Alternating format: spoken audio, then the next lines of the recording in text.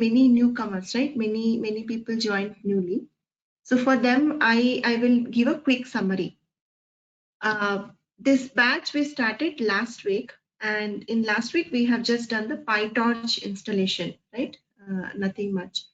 And then I think Anaconda and Python everybody has, because most of you are my previous batch student.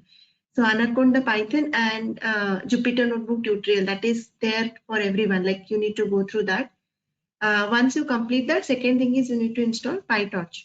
So if you go to the drive, you can find the recording, right, for PyTorch installation, and you please follow that and do it. That's the first thing. And let me know if you have any issue with respect to PyTorch. You may get C++ error, Visual C++ error, like Tushar was getting, right? And you need to kind of download Visual C++, and after you install Visual C++, the error will go, right? So that is what the first step. And after that, yesterday we discussed about deep learning and machine learning difference and derivatives, right? If you are my part 1 batch, already I think the derivative concept I have discussed before gradient descent. So you have not missed anything. Today onwards, we are going to start with the main content. Is it clear for everyone, like all the newcomers, like I think Prakash, Pavan you joined yesterday, Shravan, right? So we have just done the installation part, PyTorch, that you need to do. Rest all from today onwards, you can understand the class. Right? Okay.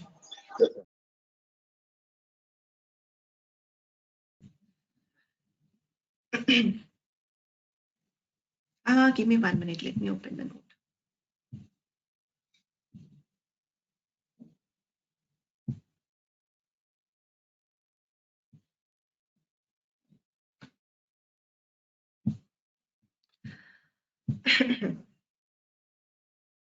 Okay,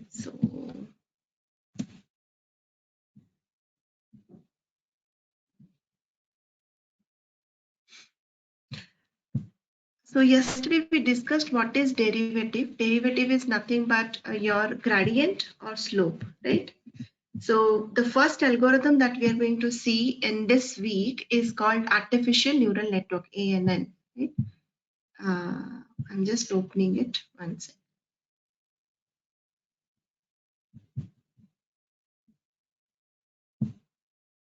Okay, so we understood what is deep learning, why it is popular, what is the difference between machine learning and deep learning, right? And then we understood intuition about derivative. This two part we have seen yesterday. Today we will be discussing the next two parts, like what is biological neural network looks like and what is perceptron. Basically the architecture, right? How really a neural network works. This is what we are going to discuss today. And like first we have seen different kind of derivatives, linear equation, then derivative will be constant throughout the line, and then we have non-linear equation, then the derivative will vary, right? Today we are going to discuss about the architecture of a neuron. I thought of drawing it and then explaining, but forgive me because I don't have pen today. The first thing is the neuron, right? Leave about artificial neural network or deep learning. If you think about your brain, this is how a neuron is looking like, right? This particular diagram is a typical human brain neuron, right? How our neurons are looking like. So we have a center, we call it nucleus or neuron. And then we have dendrites, and then there is a long chain like kind of thing. This is called action. And then there is a set of another neuron, right? Two neurons connected through this action, right? And then we have dendrites, action, and then neuron. So like this is the base kind of neuron architecture.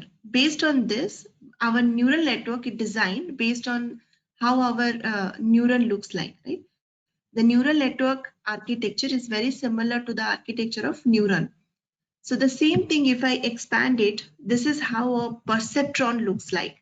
So what is a perceptron? Perceptron is one single neuron, right? I'll explain perceptron. What do you mean by that? So this is a very basic architecture of a neural network. We will add more complexity to it once we go a little further. But here,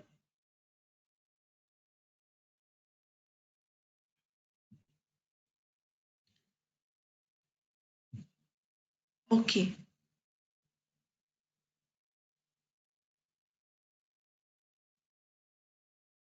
Am I audible now? I think there is a everyone is sleeping at my home, so I don't want to wake them up. Actually, I don't know the password of this Wi-Fi network. I came to my home, and the thing is, I connected from my mobile network. So let me know if it is clear. Is it clear? I think you lost me right in between. My audio was No, not coming. it is Is clear, it? ma'am. It is right. Okay, no problem. So if you see this artificial neural network architecture, so this is what is called a typical neuron, right? So in general, so how many layers are there? There are three layers. The first one, this layer is called input layer. This layer is called input layer, right? This is the input layer. And then we have in between something called neuron. If you remember, this is kind of dendrites, you can say, and the middle one is called nucleus, or in this case, this is the neuron, and then there is something called output layer. So there are two layers, input layer and output layer, and in between there is a layer, something called neuron, right? Some operation is happening. We are passing all the input to the middle layer, and some analysis or some calculation is happening, and after that we are getting the final output.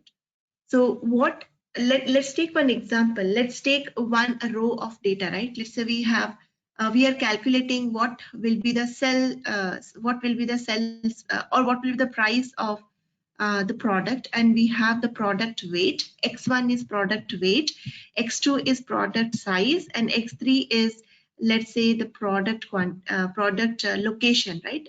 Or the product popularity index. So X3 is product popularity index, X2 is product weight, and X1 is product size, weight, and popularity index. Based on that, we are predicting what will be the price of that product. So Y is the price of the product.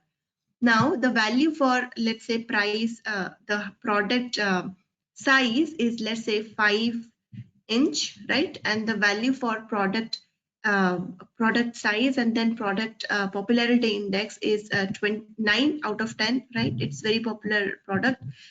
And then let's say the other value is, let's say it is 6. So this is my first row. First row of data is 5, 6, and 9. Now I'm going to predict what will be the price for this particular product. So what exactly happening in between in this neuron, we will understand in detail. It is kind of the neural network architecture in such a manner it is designed. Every node has a weight. Every node has a weight and a bias associated with it. So what do you mean by weight? Weight is nothing but simple number or constant. What is weight? Weight is nothing but a simple number or a constant. So here we have W1, here we have W1, here we have W2, here we have W3, and so on, right? W1, W2, W3, and so on. So we have weights here, and we have biases. B1, B2, B3, and then inside the neuron we are doing some calculation. So if I go down and show you what exactly happening in this architecture, so if you see this, you will understand. So this is how a particular neuron is looking like. We call it perceptron. A perceptron is a model which has only input layer and output layer, and there is uh, every node has one weight and one bias associated with it. So what is happening in between this green color circle, in between input and output? In this green color circle, what is happening? That is something called WIXI. We are taking I equals to 1 to I equals to 1 to m and 5. So leave about 5. So let's see what is happening. Every node has W1 and B1 associated, right? So X1 has one W1 and B1. This particular node has one W1 and B1. This node has one W1 and B1. This node has one W1 and B1. If I have 200 columns, right? Let me ask you one question. Like if in my data set I have 200 columns, so x1, x2, x3, x4, like that, I have x200. And all of this x is connected to the middle neuron, right? Or the middle circle. Every x will have one W1 and one B1. So there are there are 200 columns, 200 nodes, 200 W and 200 B, 200 weight and 200 bias. Now what math we will do in between the second step is we will multiply the weights with the value of x1 and then we will add b to it. So w1 x1 plus b. Can anybody tell me this equation where we have seen mx plus b? This is the equation of what? Linear equation. Linear equation. Linear equation, right?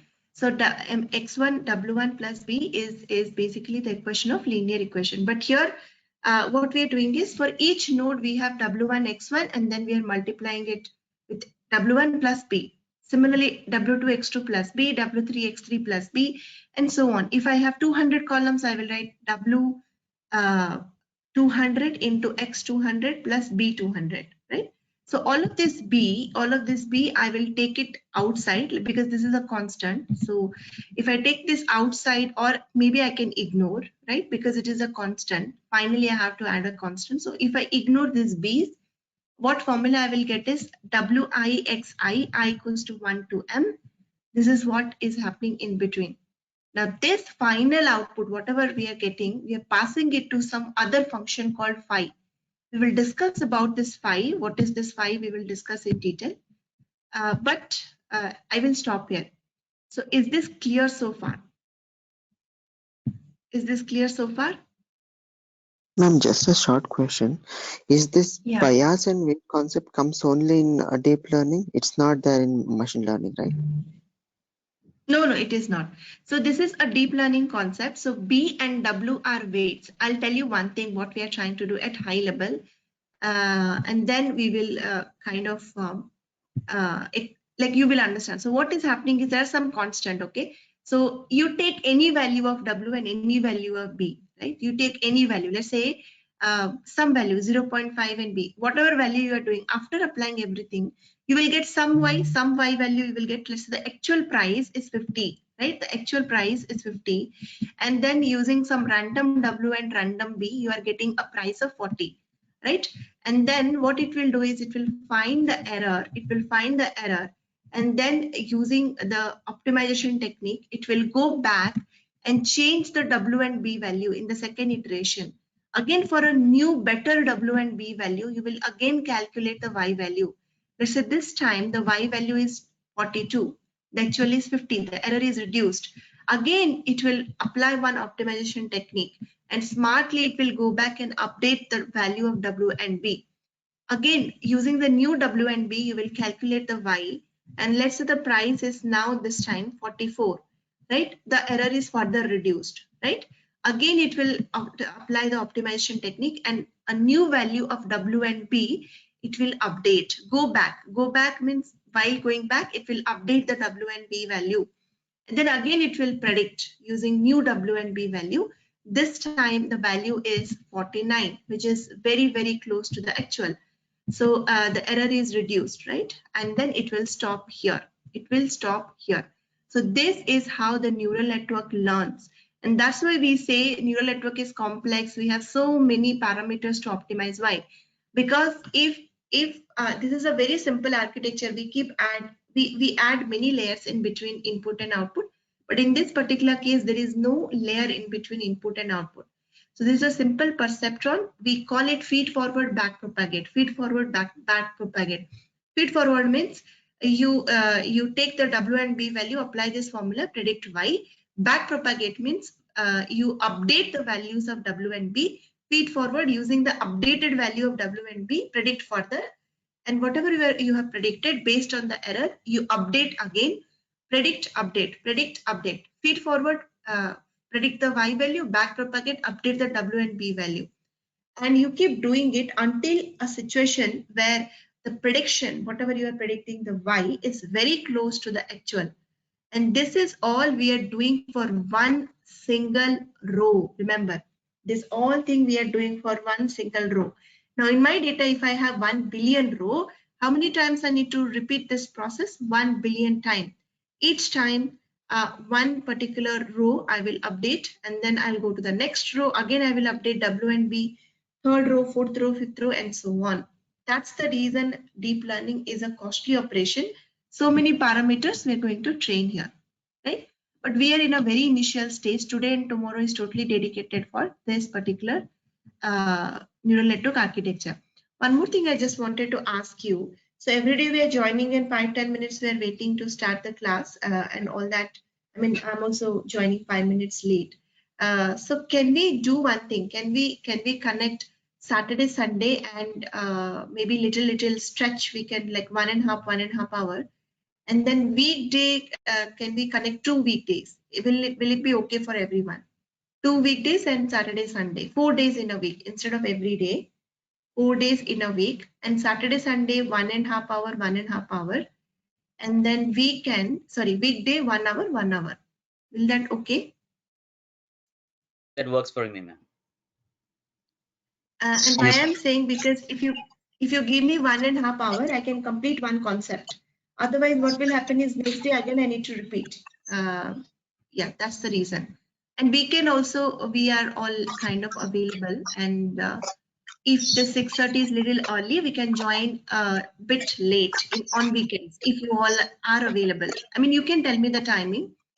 Maybe on weekends we can join 7 to 8, half an hour after this, not 6:30. Anyway, we are connecting Saturday. What I'm saying is Saturday we will extend. Instead of 7 to 8, we'll connect 7 to 8:30. And on Sunday also we'll connect 7 to 8:30, and then 2 days. You can choose the 2 weekdays. You take Monday as break. You also need break. So you take Monday as break. Please mute yourself, everyone.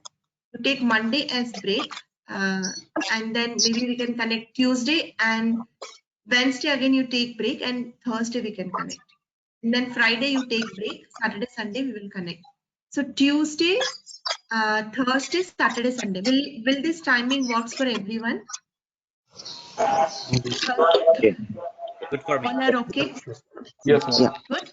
And also no need to wake up every day morning 6:30. Right? So that's the thing. Okay, so we'll do that, right? Yeah, please mute yourself, everyone. So Saturday, Sunday, we will connect for 1.5, 1.5. So what I can do is, let's say we are doing some project, and in between, like the timing is over. So we can extend a little bit because it is weekend, right? So Saturday, Sunday, 1.5 hour, we will connect, and Tuesday and Thursday, only 2 days on weekdays, we will connect. Is it clear? Everybody, please do not confuse. So let's start from this week. We have Tuesday class. Tomorrow we will connect, and let us take a break. Wednesday you will not connect. Thursday you will connect. I mean, each alternate day. Very simple to remember. No confusion. Saturday, Sunday you join, leave Monday. Tuesday you join, leave Wednesday. Thursday you join, leave Friday, and then again Saturday, Sunday. So what will happen is you will also get time for revise. 2 days you will get. You will clear your concept, and anyway Saturday, Sundays are there with you, right, to revise. That way it will be good. Okay, so this is what is something called neural network architecture. This is a perceptron. This is called a neuron. So what is happening in this particular neuron? We have x1, x2, x3, x3.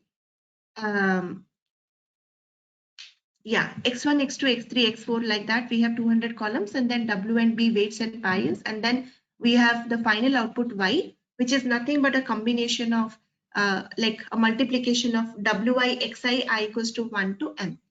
I will stop here. Is this clear? Any doubt? Especially new joiners for whom today is the first class. Are you getting? Ma'am, can we connect this concept, that is W1 and B to M and C? Like M is a slope and C is a y-intercept in machine learning? Yes.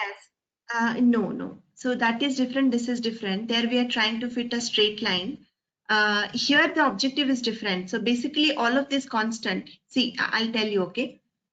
So there is X, right? And there is, so we are basically optimizing one equation. I'll tell you why we have this constant. X1 plus X2, right? And then plus X3. I'm just writing plus. It can be minus also. We don't know, right? Plus or minus, basically, I need to write. X1 plus, or let us consider plus, but it can be something, minus also. Something. If I multiply or do something, then I will get Y, right? Y is nothing but is dependent on X1, X2, X3. So let's say Y is 50, right? I have value X1 is something, X2 is something, X3 is something. What I'm trying to do is I'm adding constant here, like W1 is there, W2 is there, and W3 is there, and then there is a constant called B, final constant called B. I am trying to optimize this equation in such a manner that left hand side will equals to right hand side. Is it clear? That is what deep learning does. Plus B, there is some constant. So can I control this constant such a manner that whatever I'm predicting in the left hand, LHS will be equals to RHS, right? So that is the concept. I'm trying to, so that's the reason we need math. So some, how I will get the values of W and B, which will be very close to the Y, right? Which is very close to Y. So that's the reason we need optimization technique. Otherwise, the objective of deep learning is you learn these weights and biases. What is important in deep learning is W and biases. I'll tell you something called edge network. This is something out of the syllabus, but I want to tell you. Nowadays, edge computing is very popular. Madam, IoT. Yeah. Madam, actually, before you move to the edge network, I have a question. Like my Yes. interpretation I'm trying to convey. See, looks like for me a multivariant linear regression equation with a backward and forward and backward propagation. Is it right, or something like? Yes, you're correct. So basically, this is a linear equation only. So machine learning, so like machine learning, deep learning also has different kind of algorithms. So all the algorithms, maybe it is machine learning or deep learning, as divided into multiple kind of types. One is your linear algorithm, one is your non-linear algorithm, right? If the kind of problem is linear, in machine learning, how you are applying regression, in deep learning, ANN will work very nicely.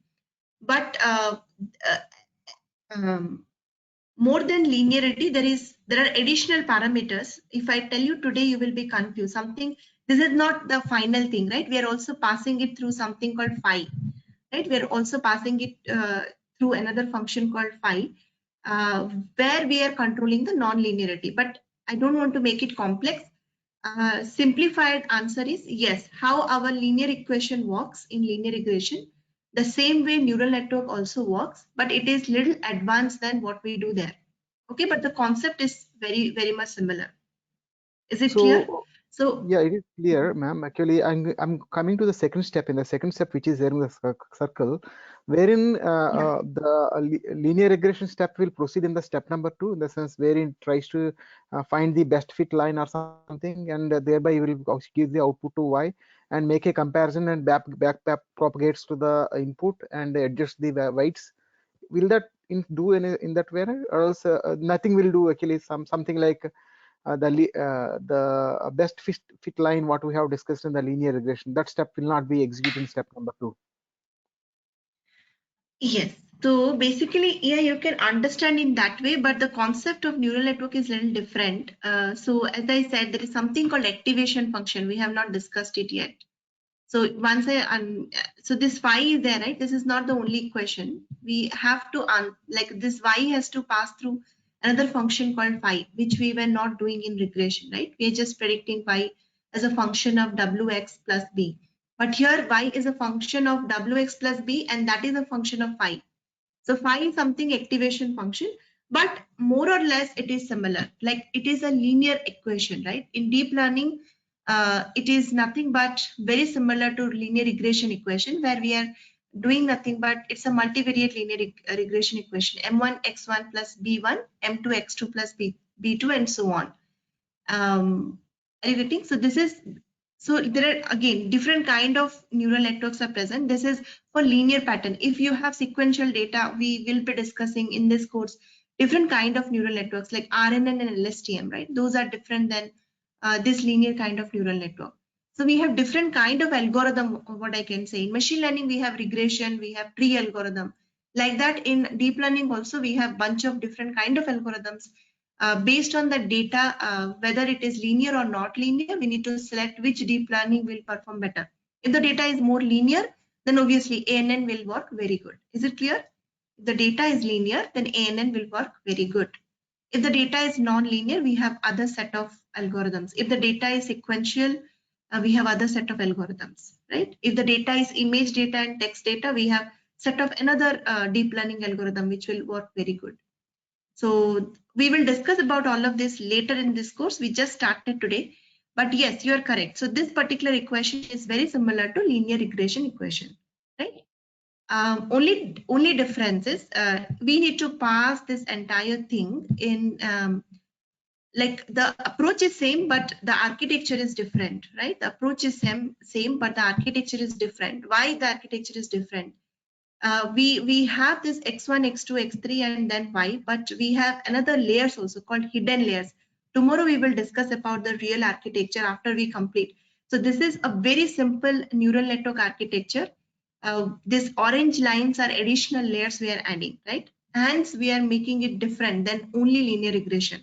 Are you getting? So what I can tell you is deep learning is an advanced linear regression. Is it clear? Deep learning ANN is advanced, like there are so many other benefits or advanced linear regression. So what advanced we will discuss when we understand these orange layers, hidden layers, right? So But indirectly, the way it works is it is a kind of linear regression only, but however it with yes, more advanced. more advanced, yeah, more benefits we will get. So Okay. I'll tell you later, you will understand. Maybe tomorrow we will discuss. So see what we can, I'll give you one example. So when you're predicting the house price, square feet, and all the 8, 10 or 12 columns you are taking into consideration, all the important columns. Have you ever thought what will happen only square feet if you take what you're predicting, right? Let's say square feet and locality both combined, like how decision tree random forest work, okay, if I tell others will not understand what I'm saying, because and that's why I'm not talking about it. Many people don't know machine learning. So we have tree algorithm. If people can relate, decision tree random forest, right? You know random forest, what random forest does, small decision tree takes, right, to predict. Similarly, that is exactly neural network will do. It's, you can say it's the tree algorithm for linear regression. So what it will do is small combination it can take to predict y. For example, you have 10 columns. Let's say you have square feet, you have locality, you have distance from the city center, you have which kind of property, whether it is residential, farmland, or agriculture land. You have living area and build quality of the house. And then finally, you're predicting price. In linear regression, all of these columns we are taking into consideration. In deep learning, we can take few of them and then see what is happening. If I take only square feet, what is my y? If I take square feet and locality, what is my y? If I take only locality and distance from city, what is my y? If I take all of the columns combined together, what is my y? Are you getting? So that is little advanced than linear regression, but you are correct. The way it works is very similar to linear regression equation. Okay, but people who don't know linear regression or other machine learning, it's absolutely fine. Need to understand in this way that in our neural network, we have two things. We have W and one is B, weight and bias. Every node, X1, X2, X3, X4. What is this X1, X2? You need to think this as your input. Input row by row. You take first row. Let's say there are 10 columns. You will find 10 values. You will feed each value to one node. X1 will take one value, X2 will take one value, X3 will take third column value, X4 will take fourth column value. And then in this green circle, we are going to do this calculation. We will multiply our weights with X1 and then sum it with the bias. And then whatever you're getting, that is what I will predict as my Y. This is how the prediction happens in neural network. This is not so simple. We'll go detail about it later in the course. But this is the base equation. I equals to 1 to n xi wi plus bi. Now, this is not the only thing. It also goes through something called phi. So can you see this phi? In this equation will go through some function called phi. Now, what is this? This is something called activation function. This is something called activation function. I'll give you one example. Let's say you want to predict weather, not cells. You want to predict weather, not cells. So why in this particular case, whether rainy, sunny, windy, can you tell me in the output layer, how many neurons will be there? If the weather you are predicting, you are passing the temperature, pressure, humidity of today, and finally you're predicting what is the weather, whether it is sunny, windy, or rainy. So there are three weather conditions: sunny, windy, and rainy. So in the output layer, there will be three neurons, not only Y, right? Sunny, windy, rainy. In this particular case, whatever I'm using, W1, X1, do you ever think it will predict any categorical column or always Y will be numerical? Tell me one thing, everyone. If you apply this W1, X1 plus B1, do you think that will give you any category or any time, or always it will be a continuous value? Tell me. Y will be always what? It's the Continuous value. Continuous. Do you all agree? Like if I apply W1, X1 plus B1, Y will always be continuous. You will predict some continuous value. Now, how you will convert this continuous value to a categorical value? Because your weathers are not continuous. Let's say you're predicting by 100. What do you mean by 100? You need to predict whether it is rainy, windy, or sunny, right? So to convert categorical column to numerical, to convert this Y to category, we need to apply another function. This is called activation function. You will understand what is activation function and what is the purpose of activation function. If you can give me some more, like let's say half an hour, you can understand how we can convert ANN to C, like ANN regression to classification, and what is the need of activation function. So this perceptron is not new, right? This neural network is there in 1958, almost 70 years before. The perception was a form of neural network introduced in 1958, which is very old, like almost 70 years before. But one question everybody may have, that is why this is not so popular. Like only last 10 years, I guess deep learning is so popular after 2008 or 9. But before that, nobody was even knowing about deep learning. So why it was not popular? There are some drawback. There was some drawback of deep learning. We'll discuss about the drawback. There are some challenges in deep learning, right?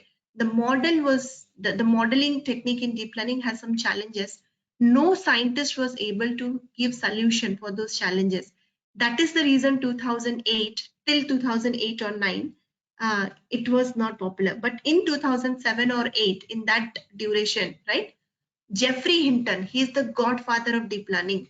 You go to Google and just see him. Jeffrey Hinton is the godfather of deep learning. Why? Because many algorithm and many research he has done in this particular thing. So he has given a very good solution. And after that, deep learning started becoming popular. Is it clear?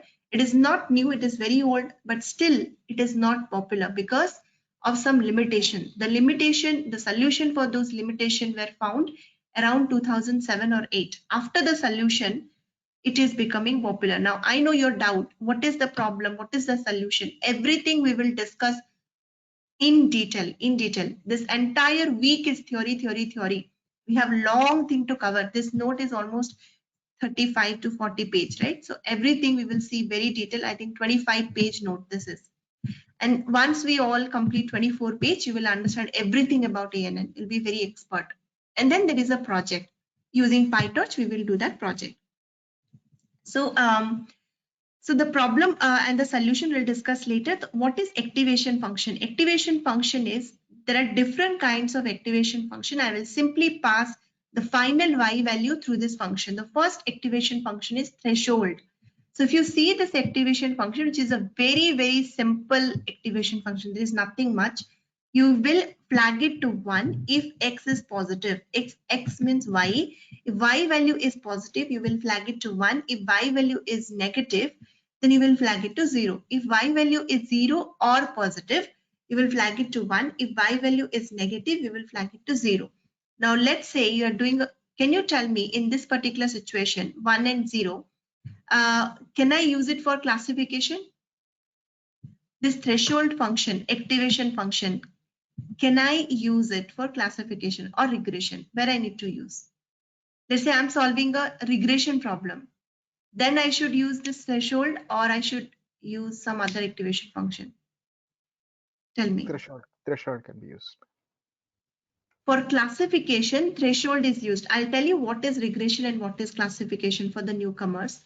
See, so we solve different kind of machine learning and deep learning problems. Basically, we do prediction. So prediction means you have bunch of columns. You have X and then you have a Y column. So you are predicting Y based on X. What you are doing, you are predicting Y based on X. Let's say, I'll give you example. You have symptoms, whether fever is there or not, cough is there or not, cold is there or not. your leg is paining or not, and all of that. And finally, we have corona. So you're predicting whether you are corona positive or not. So model is predicting yes and no, yes and no. So now now this is Y, corona, you have corona or not, that is my Y. And how I'm predicting Y? Based on X. This Y can be continuous, this Y can be categorical. If the Y is continuous, then that is your regression problem. If Y is not continuous, that is your classification problem. Continuous means what? Like number, like continuous value. For example, sell price, house sell price, 90 lakh, 19 lakh, 20 lakh, 25 lakh, 40, 50, 80 lakh, 82 lakhs, 83.5, 83.8, 89. All of these values are continuous, infinite possibility. Now, Y is weather. We are predicting weather. Sunny, windy, rainy. Can it be anything apart from these two? Answer is no. We are predicting whether corona is present or not. Yes, no. But we are predicting whether this transaction is fraud or not. Yes and no. Can there be any other value except yes and no? No. So if your Y is category, then that is category, then that problem is called classification. If your Y is continuous, then that problem is called regression. I will stop here, especially for newcomers like Shravan, Ravali, Prakash, who has not taken the part 1. Is it clear what is regression and what is classification? If you don't clear, let me know, I will repeat. Ma'am, could you please repeat that? Ma'am, please repeat. Okay. So it's like somebody has, like I am not able to write anything. I'm feeling very odd. So otherwise I could have given some examples and explained. Yeah. So, okay, let us take one example. You are predicting sell price. Okay, house sell price. So you have columns. One is your locality, one is your house square feet, living area and all that. And then you have Y column, which is nothing but the square, the Y column is the sell house. If you sell that house, what will be the price? The price of the house that you're predicting. You're building an AI model which will take all of the X as input, the house the square feet, the size of the house and everything, and then it will give you Y is nothing but the price of the house that it will give you as output. Is this problem statement clear? What I'm trying to do here? I'm trying to build an artificial intelligence or AI model, no matter what algorithm, maybe deep learning or ML. What it will do is it will take all the features as input. Your feature is nothing but the property of the house. How many square feet area the house is, what is the number of garage present, what is the build quality of the house, how old this house is, and what is the kitchen quality, how many number of bedrooms are present. All of this property I will give as input to the model, and this is my x1, x2, x3 export. Now in this particular neural network, let's say x1 is square feet, x2 is build quality, x3 so on. So all of this x1, x2, x3 I will pass, and based on everything I will predict my Y, which is price. Is it clear? Are you getting this problem statement is clear? Yes. Now, in this particular case, tell me the Y value that you're predicting, the price of the house, whether that column is continuous or categorical. Categorical means text or string or categories, right? Continuous means continuous number. So house price is continuous, right? It can be anything. Can you limit it between 2-3 category? No. It can be anything, 80 lakhs, 90 lakhs, 95 lakhs, 90.1, 90.3, 90.35, 90.38, right? So many. So that is, this problem is called regression. I'll give you one more example. Let's say you have transaction detail, right? Transaction detail, or let's say you have corona symbols, right? Symptoms. You are building an AI model which will take all of the X as input. X is nothing but whether the symptoms are present or absent. Let's say one symptom is cough. Yes, cough is present. Cold. Yes, cold is present. So X1 is 0. 0 means cold is not present. X2 is fever, right? Fever is 1, means fever is present. X3 is 0. Let's say X3 is your stomach pain. It's absent, and so on. So you have fitted all the symptoms, and the AI model will predict the Y, whether you have corona or not. So here, like our house price, do you think we have continuous values or we have only yes, no? Yes, no. What is So y it becomes value? category. Correct. So here in both of the cases, we are predicting y. We are predicting y, but the difference is in the first case, y is continuous. In the second case, y has categories. So this second case is called classification. The first case is called regression. Is it clear now? What is regression and classification? Yes, So ma'am. based on y, you will decide, right? If the y is continuous, regression. If the y is category, it is classification. So we can use the same neural network for both classification and regression.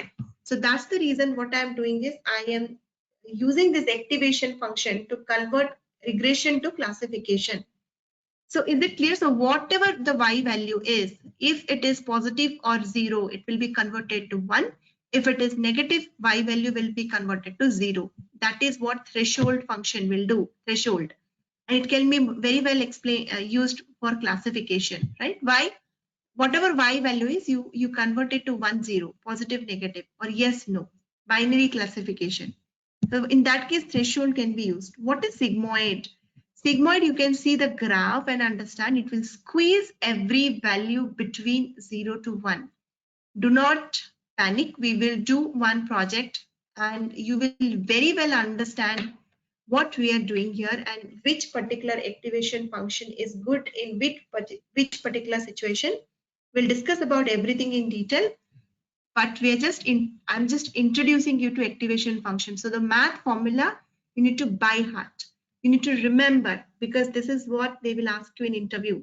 What is sigmoid activation function? Where you will use it and what is the purpose of sigmoid activation function? The sigmoid activation function will take your y as input and it will squeeze the value of y between 0 to 1, right? It will squeeze your value between 0 to 1. This is something called sigmoid. How it will squeeze the values between 0 to 1? You have calculator, you apply this value using calculator. Take your calculator. X can be any value. Take any number, 30, 40, 50, 100, 1000. Sorry, negative values, minus 200, minus 500, any negative value, positive value, whatever you want, you take X value. You find the exponential of that number, e to the power of minus X. You can use NumPy also, or you can use calculator. Once you have understood, so you have to do 1 by 1 plus e to the power of X. If you apply this, the value that you will get, always it will be 0 to 1. This function will squeeze any number between this range. This will squeeze any value between 0 to 1 range, right? Between 0 to 1 range. Now, why I need it? Basically, we can find out probability. As I said, when we go to project, you will understand, let's say we have 3 classes. Weather is sunny, windy, and rainy. So what is the probability of sunny, windy, rainy? So it will give us 0.6, 0.8, 0.9. So based on that, we can decide. But we'll discuss about it later in the course. Please give me some 2-3 more days of time. I'll give you a very good example of sigmoid. We'll do one project. There are 2 projects actually for ANN. One project is regression, one project is classification. So we'll use some activation function when we are solving a regression problem. We'll use some of this activation function when we are solving classification problem. So that time I will explain. As of now, just remember sigmoid means 1 by 1 plus e to the power of X. X is nothing but your final y. Can you tell me what is the formula of y here? How I will get this X or y? Y is nothing but what? Tell me, what is y? Sigma That is the WX. Yes. WX. Yes, Wixi plus Bi, I equals to 1 to n. That is my X. Final output, whatever I will get after calculating everything, that I will pass through this function 1 by 1 plus e to the power of X. Whatever y value it is, it will squeeze it between 0 to 1. So that is your sigmoid activation function. What is the third one? Again, it works very well for classification. The third one is hyperbolic tangent function, right? All of this math, as I said, you need to remember. Sometimes in the interview, they will ask you directly the formula, or at least if you remember this graph, you can explain. So the difference between sigmoid and hyperbolic tangent is hyperbolic tangent is varying from -1 to +1. Sigmoid is varying from 0 to 1. Now, in some cases, negative values has importance. I'll give you one example. Current, charge and discharge. So when we are discharging the battery, current will be positive. When we are charging the battery, current will be negative. So when current is negative, do I consider this is an abnormal or an anomaly? No, that is normal. I will get current as negative when I'm charging the battery, right? So in this particular situation, negative value has importance, right? So I cannot ignore negative value. All the other activation function, if you see, they were ignoring the negative value. In sigmoid, it is squeezing between 0 to 1. But if you want to preserve the negative values, if you're solving a problem where negative values are also important, right, like positive values, you can use hyperbolic tangent. So what is this function will do?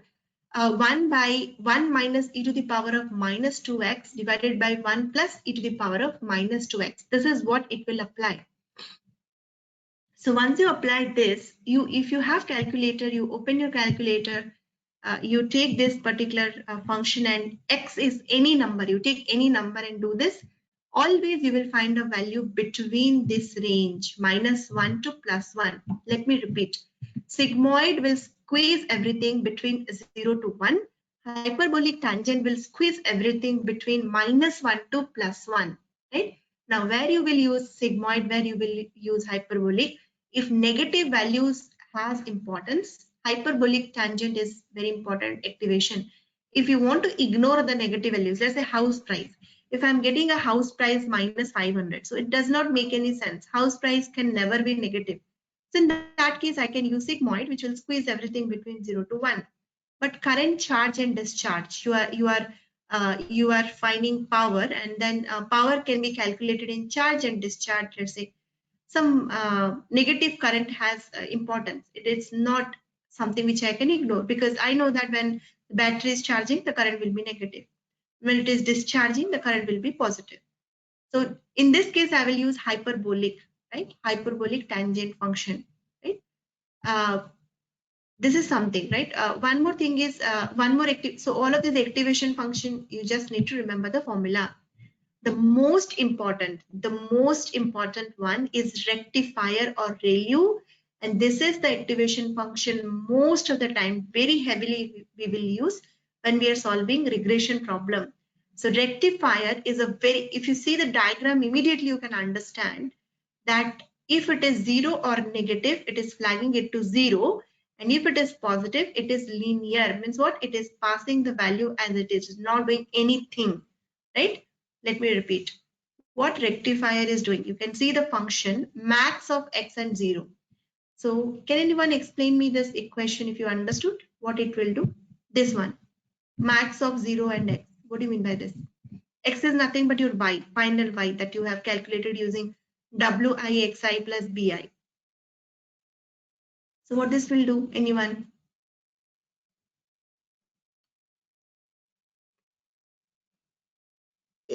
It's like if the value is positive, then the output will be like the input. If the value is negative, then the output will be 0. Exactly. So if the value is 0 and negative, the value will be 0, right? Or kind of, are you getting maximum between the value and 0 we will take. So if the value is 0 or negative, maximum will be 0 only, na? So the value, it will flag it to 0. But if it is positive value, only in that time, at that time, it will just pass it as it is. Nothing it will do. Whatever y we have predicted, y equals to W1 x1 plus bi, same thing it will kind of give us back. Yeah. I feel like, So we should ma'am, have- actually, it is trying to predict the in between values, ma'am. Actually, so it either shows 0 after the certain threshold. It will try to predict the value till 1. Am I right? No, Actually, no, no, no. No, no. So this is the activation function. You can check. So what is y? Sorry, what is x here? X is nothing but this, right? X is yes, nothing right. but this. So you apply everything. Let's say I got 100. Okay, I'm just taking some value. Let's say after applying all of this, let's say I'm getting 100. So on this, I will apply this function. Now tell me, Somesh, what is the maximum maximum of 100, 0. What is the maximum? Of If I course, apply 100. this formula, 100, then it will be 100 as it is. So it will do nothing. But let's say the y value that I have predicted is, let's say, minus 20. Now, what is the maximum between minus 20 and 0? Minus 20 and Of 0. course, What is the maximum? 0. 0. 0, ma'am. So if any value, if the y value is negative, if the y value is negative or 0, it will predict 0, right? It will flag it to 0. But if the y value is positive, right, it will pass it as it is. That is rectifier. Is it Yeah, clear? my point is that only, ma'am. Actually, I mean Yeah. to say that here there is a value outcome is 0.7 is there. Actually, in that case, it will display 0.7. I mean to say what I mean to say that. Exactly. Yes. So whatever is the calculation wi, xi plus bi, same thing we are passing. We are not doing any changes. Yeah. Okay. So that is your rectifier. And all of you just answer me In one the thing. previous When you cases, will use actually, rectifier? when it comes to the sigmoid or other functions, wherein we cut off the value is -1 to 1 or 0 to 1. But here it is not like Yes. that. It will go to the highest maximum value, whatever has been predicted. In the sense, whatever has been Correct. calculated. Yes. This is what Y will my be point. as it is. Yes, exactly. So your understanding is correct. So it will kind of pass the same y value, right? Now tell me others, like where I will use rectifier, regression or classification. You can use it in both the places, ma'am. Okay, so in classification, let's say I'm predicting weather. So y is as it is. So will I be No, able to it can be predict? used in only regression. Yes. Are you getting, Jamal? So regression means continuous. So y is continuous. So I will use rectifier only in regression, in the output layer, in the final. Like, can I use it for classification? Answer is no. Why? In the output layer, I cannot use it for classification, because classification means class, continuous. It cannot, y is always continuous. Do you agree, Jamal? Y is always continuous. Now in classification, is my y is continuous or category? Category. Category, right? Yeah. So I have to convert this continuous to category. So rectifier is not the correct activation function. So why I am forcing so much to understand and learn? Because in the coding, you are the person who has to decide what activation function you will use. And theory has a direct link in coding, right? It's not like simple sklearn, right? It is very difficult. Even you are using PyTorch and Keras, without understanding the theory, one single line of code, you cannot write. So you have to decide carefully which activation function. There nowhere will help, no one will help you there. You yourself will decide. And if it is regression, there are certain kind of activation function. If it is classification, there are certain kind of activation function. Carefully, you need to select which one you use. You go to Wikipedia and you can see a long list of activation functions. So Hi,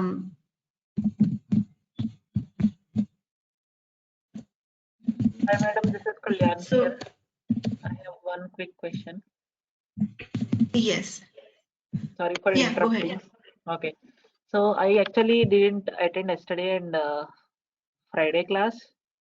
So unfortunately, I didn't have recordings available, so I couldn't join. So I may need a little bit overview on the role of an activation function in a neural network and how it differentiates deep learning from machine learning. So just to understand the Yeah. class today, I'm just posting this question. No Later I will problem. watch the videos. Sure, no problem. So what we will do is, we have already are running out of time. So it's already 7:32. So what is my suggestion? Please go through the recording. It is uploaded, and let us connect next class. I'll give you extra 5 minutes. Sure, And ma'am. please remind me before we start the class, right? So that I will be prepared and I will answer all your doubts.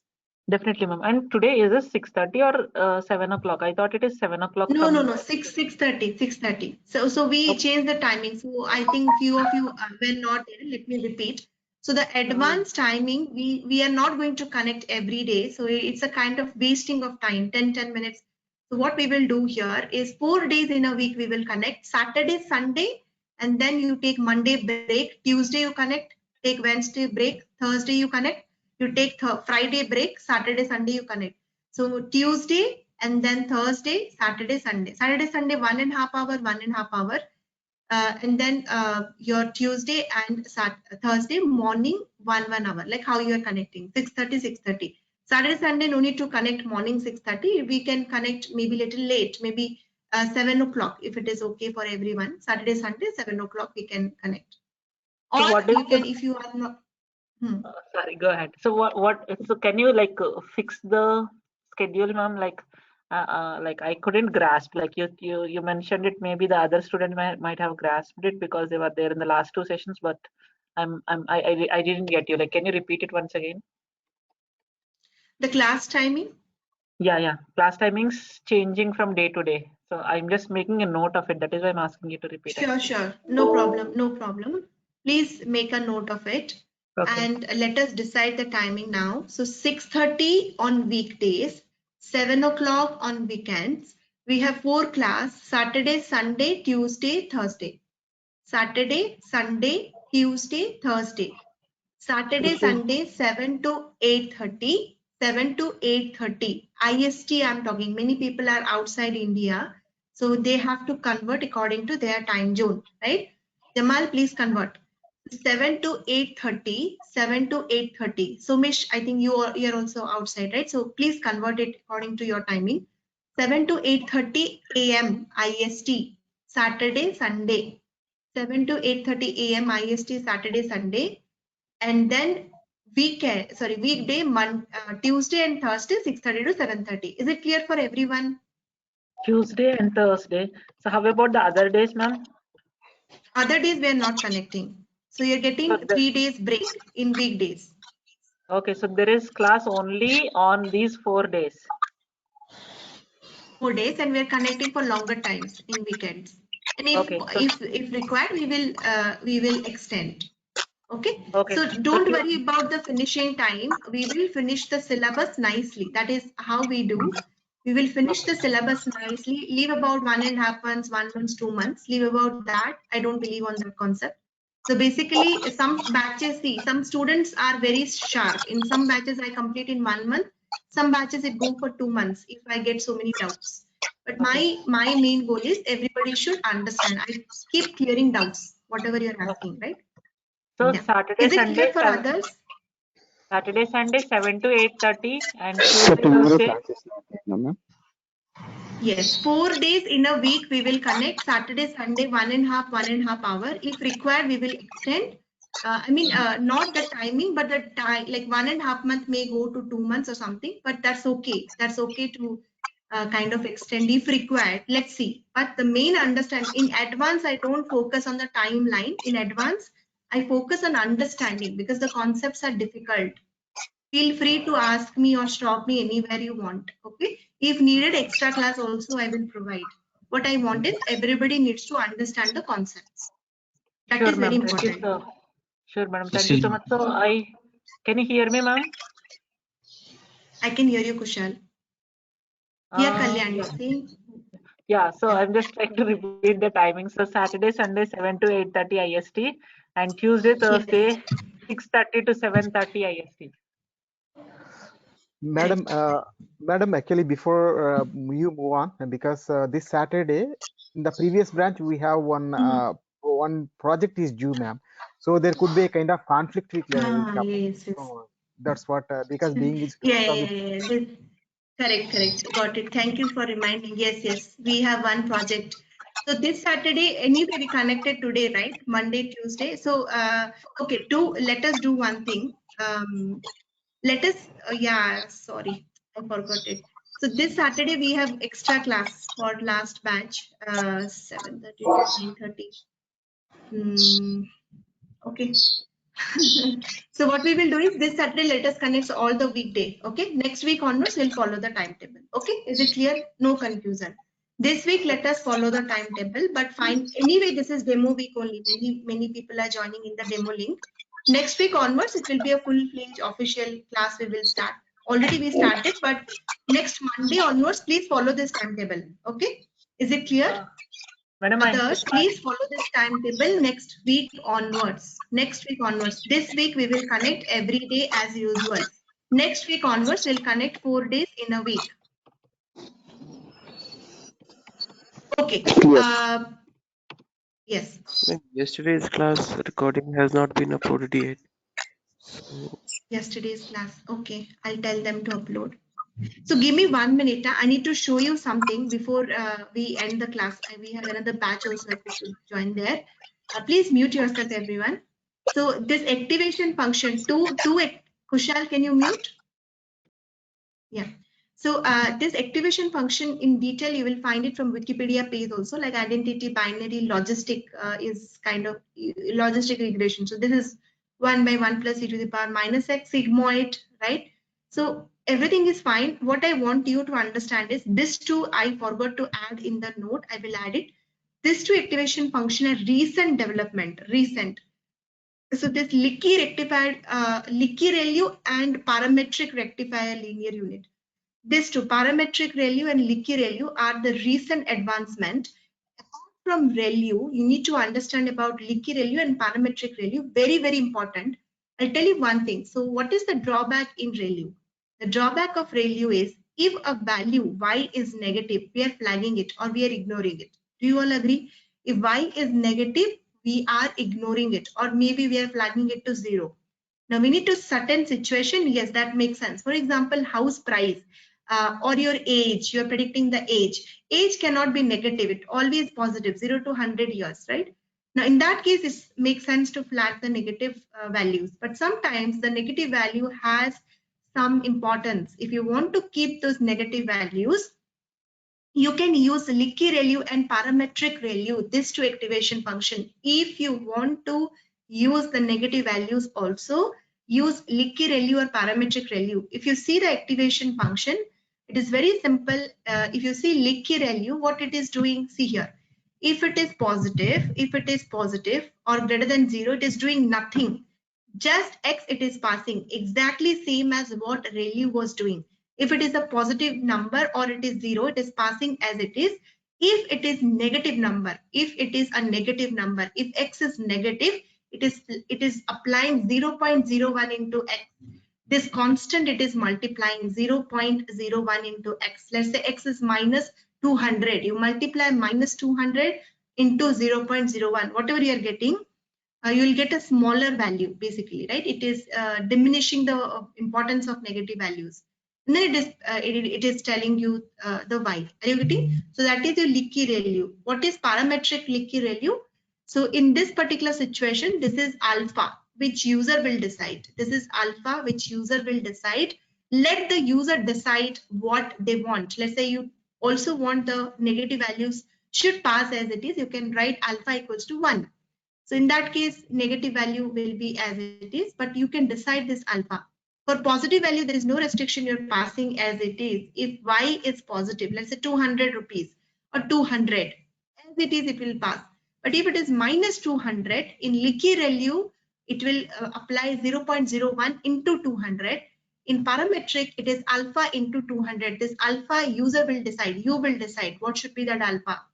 Based on what you need, you can decide that alpha. In ReLU, negative values are flagged. In parametric ReLU, negative values, we are considering alpha into X.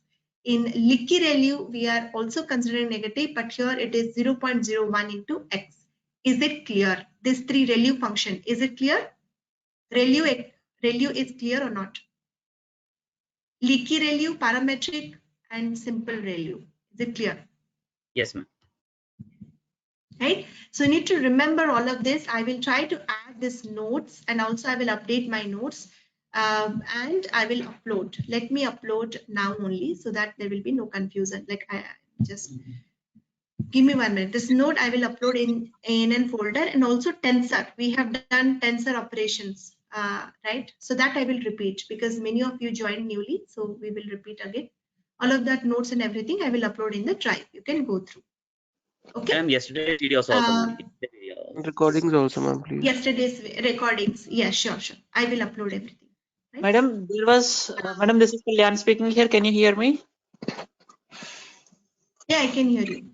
Okay, so there was an error on Thursday's recording, so that was accidentally uploaded. I mean, I think Friday's recording, Thursday's recording is duplicated. It is uploaded 2 times, one with Thursday and another time again with Friday's date. So I already informed this to Durga Sat on Friday itself. They said they will correct it, but no update as of now. So can you please Sure. I will update. I will update, sir. If he is getting Friday's recording, he has to modify it. Yeah, I'll update. Sure. So because of that, actually, I missed Friday's session and Monday's session yesterday. So I followed today's session, but not. I have that thought in my back of the mind saying, okay. I think what I remember is Friday there was class. I forgot. I think No, yes, there right? was Or no class. Friday, Saturday, there was no class. Friday, yes. Friday, Saturday there was no class. We intentionally stopped it. The reason behind stopping is the strength was less, and I don't want anybody to miss anything. And you know this advanced concept. If anybody is missing one class, means there is a huge loss, right? You can agree with me. So that's why I stopped it. Okay, Yes. got it. Actually, I'm confusing with days. So when you said Friday, 19th of February morning, right? Yes, Friday there was no class. I stopped the class. Yeah, Friday there was no class. So I think then all the recordings are up to date. Yeah. But Okay. yeah, yesterday's So recording is pending. yesterday recording is pending. I'll update sir. He will upload it. Right. Okay, and Sunday Okay. also So there was no class, right, ma'am? I need to join. I'm already 15 minutes late. We'll stop today's class here and we'll continue. And I'm sorry, tomorrow what we will do is the neural network architecture, I will repeat. This is not a single perceptron, the actual neural network, how the actual neural network looking like. We have other layers called hidden layers, and there is a significant reason why we are introducing hidden layer and what is the benefit. We will discuss that. And how exactly neural network learn, how the neural network work, right? That we will discuss. And I think gradient descent, many of you know, but need to repeat gradient descent also, one of the optimization technique, right? That neural network uses. But that is not the only one. We will be learning other optimization technique also on top of gradient descent. So I think in the note, everything is there if you want to prepare and come. So today we will stop here. Your task for today is go and check about activation function, right? Discussed about a perceptron, what is a perceptron, how a single neural network looking like, and what all are activation functions. This is what we discussed. Okay? Okay. Thank you, everyone. We'll connect tomorrow. Yes, this week as usual. So no confusion this week as usual. Every day we will connect. Tomorrow 6:30, please join. Thank you, ma'am. Okay. Thank you, everyone. Yeah. Thank you, ma'am. Thank you.